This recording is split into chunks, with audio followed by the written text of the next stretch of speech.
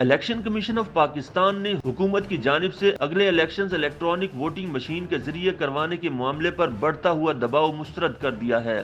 Election commission ذرائع نے بتایا ہے کہ دنیا میں آج تک کسی ملک میں الیکشن کمیشن سے ایسی توقعات وابستہ نہیں کی گئیں جیسی کہ پاکستانی الیکشن کمیشن سے 2023 کے انتخابات کے حوالے سے کی جا رہی ہیں۔ ان کا کہنا تھا کہ الیکشن کمیشن انتخابات ای وی ایم کے ذریعے کروانے کا فیصلہ دباؤ میں آ کر نہیں کرے گا۔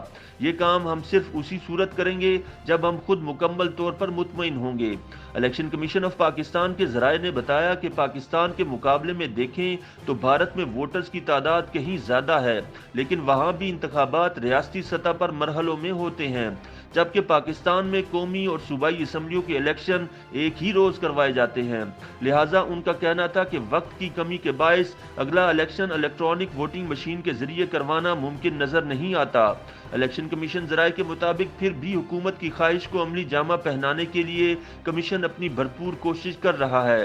یاد رہے کہ پی ٹی آئی حکومت نے ایک حالیہ قانون سازی کے ذریعے یہ فیصلہ کیا ہے کہ پاکستان میں اگلے انتخابات الیکٹرانک ووٹنگ مشین کے ذریعے ہوں، لیکن لطیفہ یہ ہے کہ ابھی پاکستان میں صرف چند ہی الیکٹرانک ووٹنگ مشینیں موجود ہیں جن پر ابھی ٹرائل بھی نہیں کیا جا سکا۔ لہٰذا ان حالات میں حکومت کی جانب سے الیکشن کمیشن سے کیا جانے والا مطالبہ غیر منطقی دکھائی دیتا ہے۔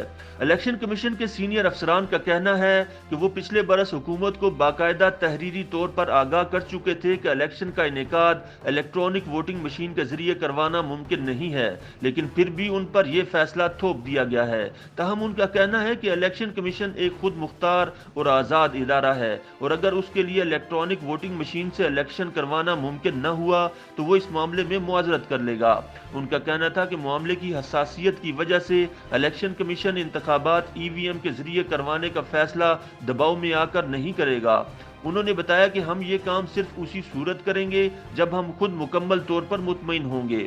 الیکشن کمیشن کی جانب سے ای وی ایم سسٹم کے کارگر ہونے کے حوالے سے مشاورت کے لیے حال ہی میں تشکیل دی گئی 3 کمیٹیوں کے حوالے سے ذرائع کا کہنا تھا کہ کمیٹیوں کو 4 ہفتوں کا وقت دیا گیا ہے کہ وہ اپنی تجاویز پیش کریں۔ ذرائع نے واضح کیا کہ اگرچہ حکومت کا الیکشن کمیشن سے اصرار ہے کہ وہ جلد الیکٹرانک ووٹنگ مشینیں خریدے، لیکن کمیشن ٹینڈرنگ پروسیس کی لوازمات کی وجہ سے ایسا نہیں کر سکتا، کیونکہ ٹینڈرنگ کے معاملات پر عمل کرنا ہے اور انہیں نظر انداز نہیں کیا جا سکتا۔